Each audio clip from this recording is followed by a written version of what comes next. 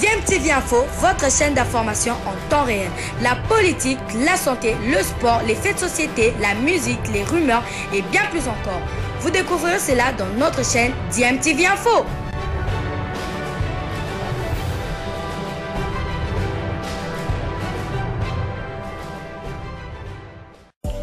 Vous êtes sur DMTV, bonjour ou bonsoir, tout dépend de l'heure à laquelle vous nous suivez. Tout plaisir est pour nous de vous retrouver, mais surtout de savoir que vous êtes nombreux en train de suivre votre chaîne YouTube DMTV. DMTV qui vous propose l'actualité, vous propose également des analyses et des réflexions sur des sujets d'actualité, sur des faits sociaux, tout simplement sur des réalités que nous observons ici chez nous en République démocratique du Congo. Éliminatoire de la Coupe du Monde 2026, les Léopards de la République démocratique du Congo gagnent encore.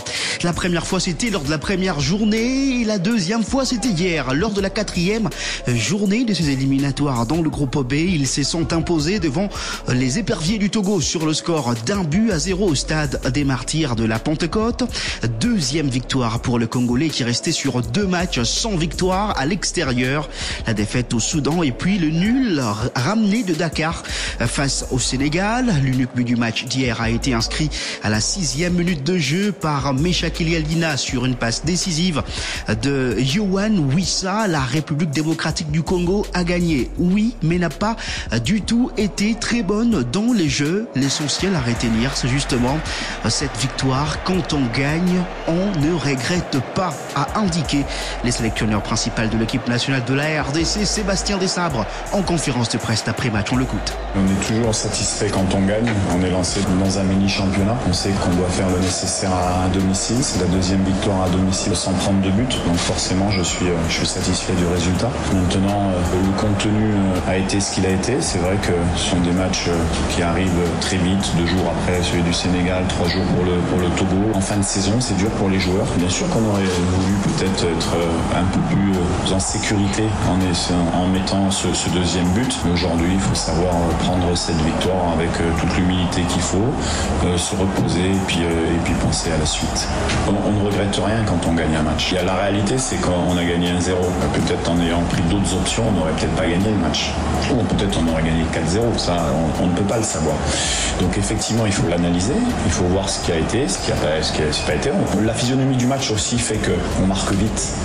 Donc à un moment donné, tout ce qu'on a mis en place, l'engouement pour pouvoir marquer, fait que à un moment donné, on est plus protecteur que même si on a fait rentrer en deuxième mi-temps des joueurs pour aller chercher ce deuxième but. Je ne regrette pas du tout. On avance et c'est toujours bien d'avancer dans l'aspect positif des résultats. Ça donne une dynamique au groupe. Prochaine date sera en septembre. Qui on va jouer, dans quel cadre on va jouer, puisque normalement c'était des dates qui étaient réservées pour la qualification de la CAN au Maroc. Il n'y a pas eu de tirage, donc on ne sait pas. On attend, mais on avance. Mais ce qu'il faut retenir, c'est que moi, je suis assez fier d'être sélectionneur de cette équipe, parce que quand on est bien, on est généreux. Quand on n'est pas bien, on est généreux. Vous avez des joueurs qui ont commencé, qui sont sur le banc, qui encouragent. Il y a vraiment une unité, une solidarité. Et ça, c'est ce qu'on veut transmettre, parce que finalement, ça doit être l'union aussi avec tous, avec les fans. Et voilà, on n'est pas facile à jouer. Tout le monde le sait, parce qu'on a cette unité qui nous protège quelquefois, comme elle nous a protégés sur ce match. Voilà, c'était là le sélectionneur de l'équipe nationale de la République démocratique du Congo, Sébastien Desabre, après cette victoire de la RDC, 1-0 devant le Togo. Une équipe du Togo, je l'ai dit, qui a produit un jeu meilleur que celui de la République démocratique du Congo sur le terrain, mais qui n'a pas réussi à gagner, que de regrets côté togolais. On va écouter le coach Paulo Duarte. En fait, c'est la preuve un peu de tout ce que j'avais dit ici à la conférence à Mamat. Je veux promener une équipe pour gagner. Je veux promener une équipe qui joue beaucoup, qui joue un football très agréable, très qualitatif, mais qui dans la réalité passe une période d'inefficacité. Et aujourd'hui, on n'a pas créé beaucoup de chances. On a créé 1 ou 2 situations de but, c'est sûr. Mais le football est là. L'équipe est là, l'équipe progresse. C'est une équipe jeune, une équipe qui j'ai le plaisir de construire à 2 ans et demi, qui j'ai le plaisir plaisir d'être entraîneur et contre tout et contre tous, je pense que même le public congolais est surpris. N'a pas croire peut-être dans notre progression, non pas croire que quand je dis que le Togo va jouer premier, on a fait un premier mi-temps extraordinaire, parfait dans tout le petit détail, parfait dans tout le moment du jeu, sans balle avec balle, process offensif, à basculer dans la pression, à chercher le but dans la maison de Congo RDC. Et c'est pas quelqu'un qui fait ça. C'est une équipe qui doit avoir la qualité, une équipe qui doit avoir la confiance et qui sait que le chemin, c'est jouer tout le match pour gagner, indépendamment de la qualité du Congo RDC. Je pense qu'on a tremblé un peu avec respect le stade parce que personne n'a senti qu'on peut le faire.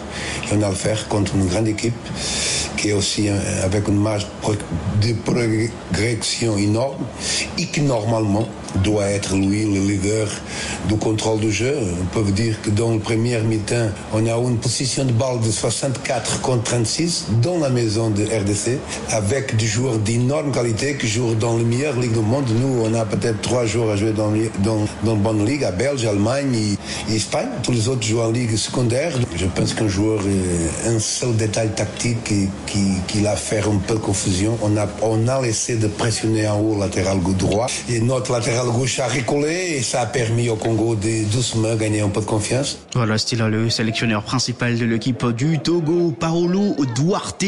La RDC a gagné, mais la RDC reste 3e du groupe B avec désormais 7 points plus 2 de goal average. Les Congolais sont derrière le Soudanais qui ont un match de moins et qui compte également 7 points mais plus 3 de goal average. Et les deux équipes sont derrière le Sénégal. Le Sénégal parcourt sans faute en termes de défaite, bien sûr.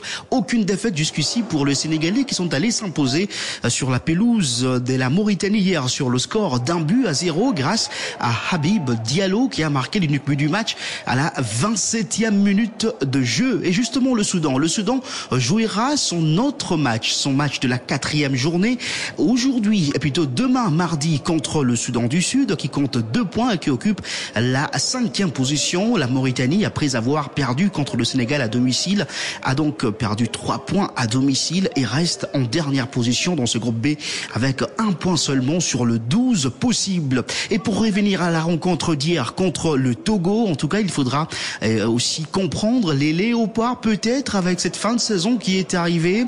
C'est l'avis de Fonseca Mansianga qui loue aussi le travail du portier Dimitri Berthaud qui, dit-il, commence à prendre ses marques dans l'équipe nationale de la RDC. Tout ce que nous retenons, c'est le score d'1-0 en faveur des Léopards. Puisque les contenus étaient du niveau 0, les Togolais ont dominé cette partie durant laquelle les Léopards ont eu du mal à sortir des belles séquences.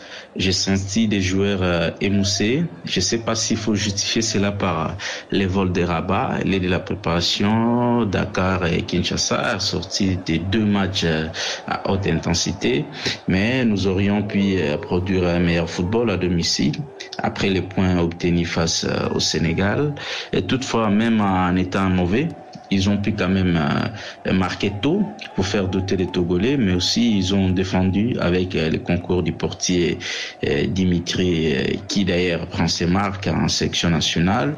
Estimons que c'était un jour difficile et que le sélectionneur va colmater les brèches pour les matchs à venir l'année prochaine, avec notamment des choix des 11 de départ à assumer. Voilà, c'était l'analyste sportif Fonseca Mansianga. La République démocratique du Congo, selon les calendriers, devrait affronter au mois de mars 2025 le Soudan du Sud et la Mauritanie pour ce qui concerne les 5e et 6e journées de ces éliminatoires de la Coupe du Monde 2026. Mais la 4e journée de ces éliminatoires n'est toujours pas terminée. Je l'ai dit, dans le groupe de la RDC, il reste un match qui aura lieu ce mardi entre le Soudan et les Soudans du Sud. Pour parler d'autres groupes, les résultats enregistrés hier dans le groupe H, le Libéria a été vainqueur sur la pelouse de Sao Tomé Principe, 1-0. Match nul entre Djibouti et Éthiopie dans le groupe A. Dans le groupe H, la Tunisie a plutôt été tenue en échec par la Namibie